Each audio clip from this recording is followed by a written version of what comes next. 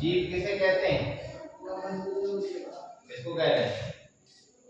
वह वस्तु जो वृद्धि, प्रजनन, उपापचय, अनुक्रिया, अनुकूलन और विकास जैसी क्रियाएं करती है, उसको क्या बोलते हैं? जीव या सजीव।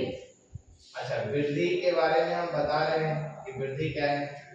प्रजनन के बारे में भी हमने बताया कि प्रजनन क्या है। उपापचय क्रियाएं के बारे में, ठीक है, उपापचय क्रियाएं के बारे में हम आगे पढ़ेंगे। उपापचय क्रियाएं क्या होती है। वृद्धि में क्या बताया? वृद्धि में बताया कि सजीव के कोशिकाओं की संख्या में वृद्धि हो सकती या कोशिकाओं के आकार में वृद्धि हो सकती। तो संख्या में वृद्धि और आकार में वृद्धि दोनों ही क्या कहलाता है? ये वृद्धि का अंतर्गत ये वृद्धि हो रहा है, यानी हम लंबाई में बढ़ रहे हैं या हमारी कोशिकाएं बढ़ रही है। अनुक्रिया क्या है? तो अनुक्रिया के बारे में बताया response to stimuli. Response to stimuli मतलब संवेदना बाहर से। जैसे क्या बताया इसमें उदाहरण? प्रकाश की ओर पौधा मुड़ रहा है, तो प्रकाश क्या है? संवेदना है ना, संवेदना है। अनुक्रिया कर रहा है मतलब रिस्पॉन्स दे रहा है। रिस्पॉन्स क्या दे रहा है कि पौधे को अगर खिड़की पे लगा देंगे तभी वो खिड़की से बाहर ही ग्रो करेगा, क्योंकि धूप खिड़की से आ रही है तो खिड़की के तरफ जाएगा, नहीं धूप के तरफ जाएगा। ये अनुक्रिया दिखा रहा है ना। इसके बाद क्या है? मनुष्य का डर जाना। मान लो कोई सांप देख ले, रास्ते में जा रहे हो, आपने सांप देख लिया, रास्ते में जा रहे हो सांप देख लिया, इसका मतलब है कि आप डरोगे या नहीं डरोगे? डरोगे। अनुक्रिया तो एक तरह से डर जाना भी क्या है? एक अनुक्रिया, एक रिस्पॉन्स दे रहे हो। अब रिस्पॉन्स में आएगा कि आप भाग जाओगे या डर जाओगे, जो भी। फिर कह रहा है कि सभी के सभी चेतना में आता है। चेतना जिसके पास होगी, कॉन्शियसनेस होगा, वही ना रिस्पॉन्स दे सकता है, उसी में ना कुछ बदलाव आ सकता है। मान लो सजीव नहीं है, चेतना ही नहीं है। चेतना का मतलब सुनाइए, सेल्फ कॉन्शियसनेस। एक छोटा बच्चा, एक छोटा सा बच्चा के सामने अगर सांप रख दोगे तो क्या उसके पास चेतना है जो आपके पास चेतना है? नहीं, वो नहीं डरेगा, तो उसके पास अभी जो है सेल्फ कॉन्शियसनेस डेवलप नहीं हुई। कॉन्शियसनेस है लेकिन सेल्फ कॉन्शियसनेस नहीं है कि क्या सही क्या गलत है, ये सोच नहीं सकता है ना।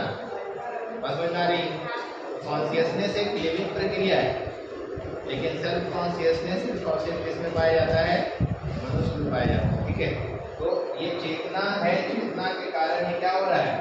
प्रकाश की ओर मुड़ रहा है या हम डर जा रहे हैं, ये सारी चीजें हो जा रही है। इसके बाद अनुकूलन। अनुकूलन का मतलब क्या है? अनुकूलन मतलब क्या होता है कि हम किसी जगह जाते हैं तो वो जगह कैसा है, बहुत गर्मी वाला है, बहुत ठंडे वाला है, या जिस घर में जाते हैं घर का माहौल कैसा है, हमारे अनुकूल है कि नहीं। मतलब जिस वातावरण में हम फिट हो जाएं, मतलब हम अनुकूल हो गए उस, या वो हमारे अनुकूल। और अगर फिट नहीं बैठ रहे हैं, हमें वहाँ अच्छा नहीं लग रहा है, या बहुत गर्मी है, या बहुत ठंडक है, या बहुत लड़ाई झगड़ा होता है, या बहुत अच्छे लोग नहीं है, इसका मतलब अनुकूलन भी बहुत जरूरी है। यानी अनुकूलन किसमें होगा? क्या जो दीवार है उस दीवार में अनुकूलन होगा? दीवार आप नदी में खड़ा कर दो तब भी कोई दिक्कत नहीं है ना। जंगल में खड़ा कर दो तो ये दिक्कत नहीं है, लेकिन क्या आदमी को नदी में खड़ा कर दो तो दिक्कत नहीं है? उसके अनुकूल वो जगह है? जंगल उसके अनुकूल जगह है? नहीं। तो अनुकूलन किसमें है? सजीवों में पाया गया। इसके बाद क्या बताया? विकास जैसी क्रिया। विकास मतलब इवोल्यूशन। इवोल्यूशन का मतलब हमें क्या होता है? हमें बदलाव होता है, दिन ब दिन, जनरेशन टू जनरेशन हमें क्या होता है? बदलाव। जैसे हम लोग सुने कि पहले जो मानव की प्रजाति थी वो बंदर जैसी दिखती है ना, बंदर जैसे दिखती थी, धीरे धीरे बदलाव होकर के आज दिख रहे हैं। तो ये क्या हुआ? एक विकास का क्रम। क्या है ये? एक विकास का ही क्रम दिखा। तो विकास भी किसमें होता है? सजीवों में होता है, निर्जीव में विकास नहीं दिखा गया है। ऐसा नहीं है कि बेंच जो है आज व्हाइट बेंच है तो कल विकसित हो जाएगा, विकास हो जाएगा और अपने आप जो है ब्लैक हो जाएगा या रेड हो जाएगा। ऐसा कुछ भी नहीं होगा, ये सदियों तक ऐसा ही रह जाएगा। इवन है कि टूट फूट के खत्म हो जाएगा, क्योंकि वातावरण का प्रभाव ओरिजिन अगर लोहे का है तो जंग लग जाएगा, और लकड़ी है तो कोई माइक्रो कोई कीड़े मकोड़े लग जाएंगे, लगता है कि नहीं लगता है? ठीक है, तो ये चीजें सिर्फ और सिर्फ इसमें मिल रही है, सजीवों में मिल रही है, जीव में मिल रही है। तो जो ऐसा करेगा वही जीव है। ठीक है, जीव की विशेषता क्या है? तो जीव वृद्धि करता है, जीव वृद्धि करता है। तो वृद्धि क्या है? कोशिकाओं की संख्या में वृद्धि, कोशिकाओं की संख्या में वृद्धि। दूसरा कह रहा कोशिकाओं के आकार में वृद्धि। ये तीन कैरेक्टर माना जाता है, जुड़वा लक्षण है ना, जुड़वा लक्षण बोलते हैं इसको कि ये तीन कैरेक्टर है। मतलब क्या है कि कोशिकाओं की संख्या बढ़ना और कोशिकाओं के आकार में वृद्धि होना, ये दोनों क्या है? जुड़वा लक्षण माना जाता है। इसके बाद बताया कि वृद्धि जो है सजीव और निर्जीव दोनों में देखा जा सकता है। सजीव में भी वृद्धि होती है और निर्जीव में भी वृद्धि होती है, लेकिन सजीवों में आंतरिक वृद्धि होती है। आंतरिक वृद्धि ऐसा नहीं होता है कि हमारा स्किन ऊपर से तैयार होकर के आ रहा है, इम्यूनिटी क्रिया के कारण क्या हो रहा है? ग्रोथ हो रहा है हमारे। लेकिन अगर मान लो कि कोई जगह है, कोई सैंड है, सैंड माउंट समझते हो क्या? और वो स्थल में क्या होता है? बहुत सारा बालू रहता है, और हवा जब तेज चलती है तो बालू उठ करके बालू का टीला बनाता है ना, बालू का टीला बनाता है, उसी को बोलते हैं सैंड माउंट। तो टीला पहले नहीं था, बाद में बना, मतलब सरफेस चिकना था, उसके ऊपर क्या हुआ? ग्रोथ हो गया, टीला बन गया। क्या हो गया? टीला बन। ये भी क्या दिखाता है? ये एक दिखाया कि इसमें वृद्धि हो गई, लेकिन वृद्धि आंतरिक नहीं। वृद्धि कैसी हुई? बाहरी वृद्धि हुई। तो ये कह रहा है कि निर्जीव में बाह्य वृद्धि दिखता है।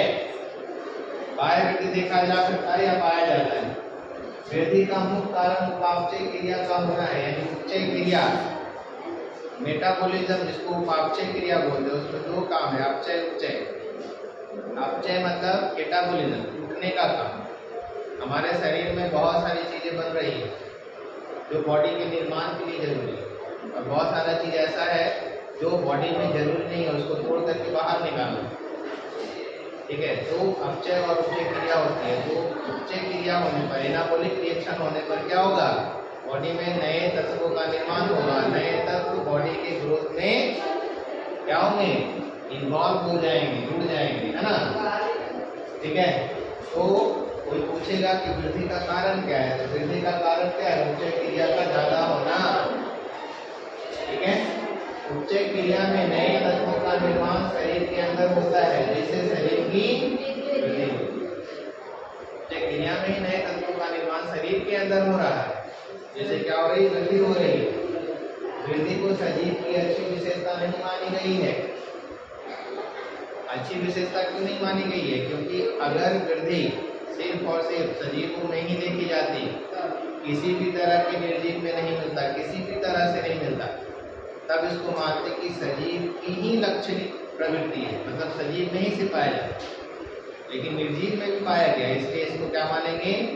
ये एक तरह से कहोगे जिसको बोलते हैं ना defining property, defining property, defining feature, यानी अच्छा लक्षण है या अच्छा लक्षण नहीं है। तो ये बिल्कुल भी अच्छा वाला लक्षण नहीं माना जाए। ठीक है, समझ आ रही बात? दैविक प्रकृति नहीं मानी जाएगी। फिर बताया प्रजनन। प्रजनन क्या है? प्रजनन में क्या बताया? जीवों द्वारा संतति को उत्पन्न करना, यही क्या कहलाता है? प्रजनन। अच्छा, सजीव अपने जैसे जीवों का निर्माण करता है ना, अपने जैसे जीवों का निर्माण करते।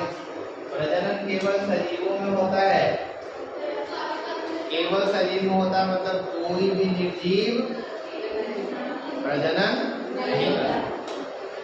कोई भी सजीव प्रजनन कोई भी निर्जीव प्रजनन नहीं कर सकता, सिर्फ सजीवों में होता है। लेकिन कुछ जीव जैसे मजदूर मक्खी, वर्कर भी होते हैं, तो वर्कर भी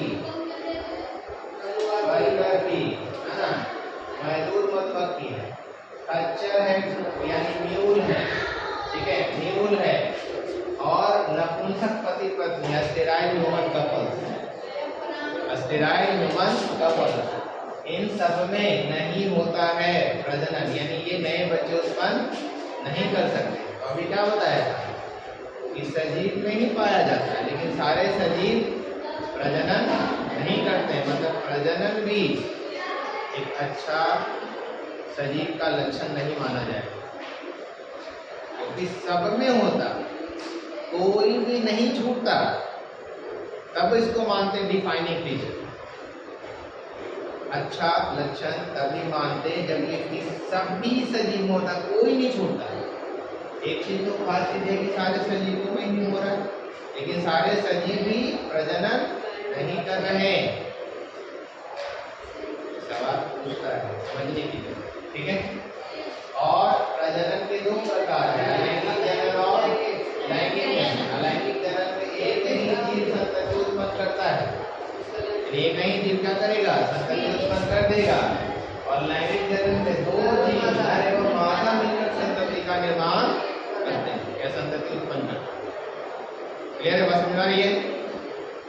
अनुक्रिया क्या है, रिस्पॉन्स टू स्टिमुली, यानी वातावरण से जो संवेदनाएं आ रही है, लाइट है या टेम्परेचर है, यानी गर्मी है, ठंडा है, कुछ भी जो भी चीजें आ रही है ना, तो वातावरण से आने वाले संकेतों पर, वातावरण से आने वाले संकेतों पर प्रतिक्रिया देना। वातावरण से जो भी चीज आ रहा है, मान लो कि अभी फैन बंद हो जाए, गर्मी लगने लगेगा, प्रतिक्रिया तो दो गई, गर्मी लगेगा। अब मान लो कि एसी चालू को लगवा के चालू कर दें, लगाएंगे नहीं, बता दें खुश हो गया सब में फाइनली खराबी हुआ है। तो मान लो लगा दिया, ठीक कर, मान ली बेचारे एसी लगा के और ठंडा एकदम कर दिया, तो क्या होगा, ठंडा लग रहा है, कब कभी होनी शुरू हो जाएगी। तो ये क्या है, वातावरण से ही तो मिल रहा है वो चीज। तो वातावरण से आने वाले संकेतों पे प्रतिक्रिया देना, यही कहलाता, क्या है, अनुक्रिया कहलाता है। जैसे क्या बताया, पौधे और प्रकाश की ओर पौधे का मुड़ना, कोई भी पौधा लगाते हैं तो प्रकाश की ओर मुड़ना था। मनुष्य का डर जाना, सर्प देखने पर, सांप देखोगे तो क्या लगेगा, सांप देखोगे तो खुश हो जाओगे, हाथ ले गया हम खाना, हमको हमारा नाश्ता मिल गया। या क्या सोचोगे, ये हमारी सहेली है, हो सकता है कुछ सहेली नागिन की हो, नहीं ऐसा नहीं होता, डस लेता है, ठीक है। तो मान हो सकता है लड़कियों की सहेली हो तो ना डरे, हो उसको गले में लपेट करके या साथ में लेकर, कैसे काटेगा, सहेली को काटता है कोई, ठीक है। चलो कोई नहीं, तो ये अनुक्रिया रिस्पॉन्स हो गया। कह रहा है कि जब चेतना हमारे पास है, चेतना, चेतना समझते हो, सोच समझ है ना, पौधों में सोच समझ ब्रेन नहीं है, फिर भी सोच समझ ये है कि हमको प्रकाश की ओर मुड़ जाना है ना। लेकिन मनुष्यों में ये चेतना है, सब कुछ चेतना, यानी सोच समझ है उसके पास में। सांप देख के डरना है, कि बिल्ली देख के डरना है, कि दिन चट्टा देख के चिल्लाना है, कुछ नहीं करेगा लेकिन चिल्लाना, नहीं समझा। तो ये क्या है, कॉन्शियसनेस का पार्ट है। तो आगे हम और चीजें बात करेंगे, इस पर कराएंगे, ठीक है।